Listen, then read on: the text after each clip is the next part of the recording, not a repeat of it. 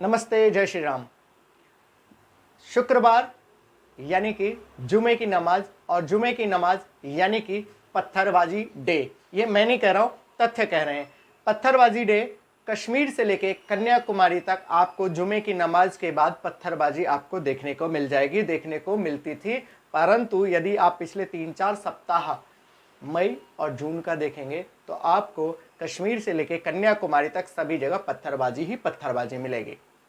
हर जगह पत्थरबाजी हो रहे, हर जगह हिंदुओं के घरों पे पत्थरबाजी हो रहे हैं, हिंदुओं के गाड़ी जलाना, हिंदुओं के घर जलाना, पेट्रोल बम फोड़ना और न जाने कितने अत्याचार ये मुसलमानों के द्वारा हो रहा है। कब? जब जुमे की नमाज पढ़ के ये निकलते हैं। तो जुमे की नमाज ना होके, धार्मिक स्थिति ना होके ये पत्थरबाजी डे बनता जा रहा है। और इन्हीं पत्थरबाजी डे के कारण से अब लोग करने लगे, सोशल मीडिया पे जाके देखें तो सभी जगह ये ट्रेंड करने लगा है, जुमे की नमाज शुक्रवार यानी कि स्टोन पेल्टिंग डे, पत्थरबाजी का दिन। क्योंकि हमारे मोदी सरकार ने कहा था कि सबका साथ, सबका विकास और सबका विश्वास। और ना जाने क्यों मोदी सरकार ने सबका साथ और सबका विकास तो कर दिया, परंतु सबका विश्वास जीतने में वो अभी तक भी असफल रहे हैं। असफल इन कारणों से रहे हैं, आपने देखा होगा ये जो 2-3 सप्ताह में सबसे अधिक पत्थरबाजी होने का कारण क्या है। तो सबसे अधिक पत्थरबाजी होने के कारण यह है कि नुपुर शर्मा और नवीन जिंदल ने कुछ बातें कही है। वो बातें हम सबका और आपके सामने हैं। उन्होंने कहा था कि 9 साल की आयशा की शादी मोहम्मद से हुई थी और इसी विषय जो कि सच है, वास्तविकता है, उसका मुस्लिम अस्वीकार करते हैं, क्योंकि मुसलमान कभी सच को स्वीकारना ही नहीं चाहते। इन्हीं कारणों से मुसलमानों ने पत्थरबाजी करना शुरू कर दिया है। वो इस बात को, तथ्य को मानने को तैयार नहीं है। नुपुर शर्मा और नवीन जिंदल तो एक बहाना है।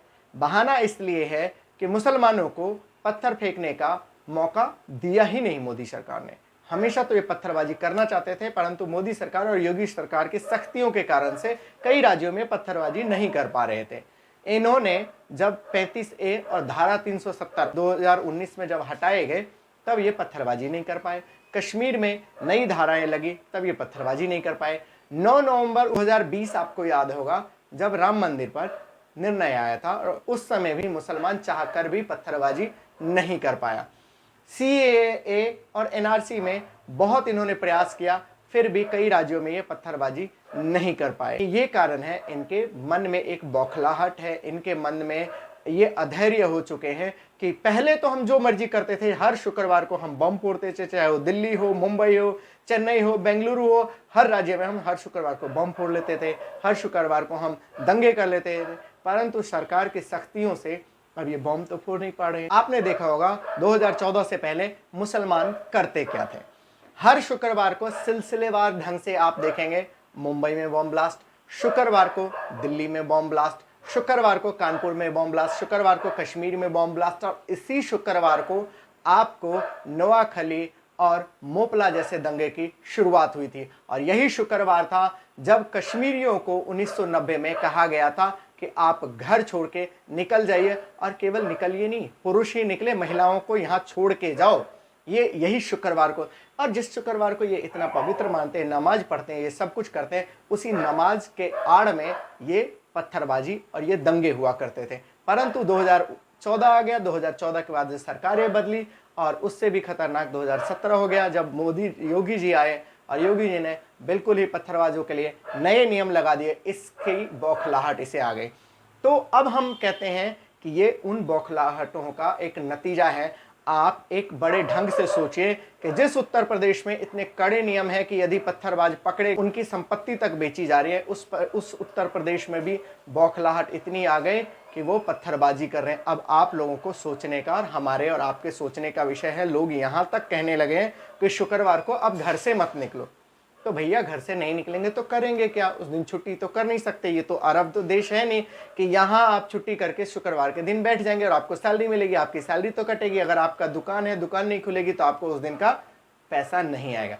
आपको करना क्या है? आपको कुछ नहीं करना है। अगर बैठे रहे घर में तो वैसे ही मरेंगे, क्योंकि ये पत्थरबाजी ही नहीं कर रहे, ये आपके ऊपर पेट्रोल बम फेंक रहे हैं, ये आपके ऊपर अन्य तरह के हथियार फेंके जा रहे हैं, सड़क पे आपकी गाड़ियां जला दी जा रही हैं। तो आप या तो अपनी तैयारी करके रहें, अन्यथा पुलिस पे रहें। परंतु पुलिस पे भी रहेंगे तो ये पुलिस को भी नहीं मानते। पुलिस पे आपने कई जगह देखे होंगे, आज ही के दिन DIG पे पत्थर फेंके गए हैं और डीआईजी जान बाल बाल बचे हैं। तो ध्यान देने की बात यह है कि आपको पत्थरबाजी से बचना कैसे है। तैयारी तो आप कर नहीं सकते क्योंकि आप तो चिर निद्रा में सोए हुए हैं। कुंभकर्ण भी 6 महीने बाद जग जाता था, परंतु आप तो हिंदू हैं, आपको चिर निद्रा में सोने की आदत है। 600 सालों से 700 सालों से आप सोए हुए हैं और ना जाने कितने वर्षों तक सोए रहेंगे। आप तैयारी तो कर नहीं सकते, परंतु आवाज़ तो उठा सकते हैं, प्रशासन तक अपनी आवाज़ तो पहुंचा सकते हैं। उसी की सुनी जाती है लोकतंत्र में जो जोर जोर से चिल्लाता है। आपको एक छोटी सी बात बताता हूँ, जब हम क्लास में होते हैं तो आपने देखे होंगे हमारे क्लास में जो बच्चा सबसे उदंड होता है, जो सबसे चिल्लाने वाला बच्चा होता है, हमारे मास्टर जी क्या कहते हैं, बच्चों शांत हो जाओ। तो हम और आप यदि शांत बच्चे हैं तो हम और आपको वो शांत करने के, हम और आपको क्या कह देता है, अरे तू दे देना, मान जा इसकी बात को। हमें इसलिए कह देता है कि ये जो शोर मचाने वाला बच्चा है उसको दे देगा तो उसका शोर नहीं मचेगा, अपनी क्लास सही से चलेगी। तो पुलिस प्रशासन और सरकार क्या चाहती है कि जो शोर मचाता है उसकी आवाज़ पहले सुनी जाती है। तो आप भी कम से कम प्रशासन तक अपनी शोर को पहुंचाए कि भाई हम जो है अपनी गाड़ियां हमेशा नहीं जला सकते, हम अपनी दुकानें हमेशा नहीं जलवा सकते, हम अपने बच्चों का हमेशा कत्ल नहीं करवा सकते।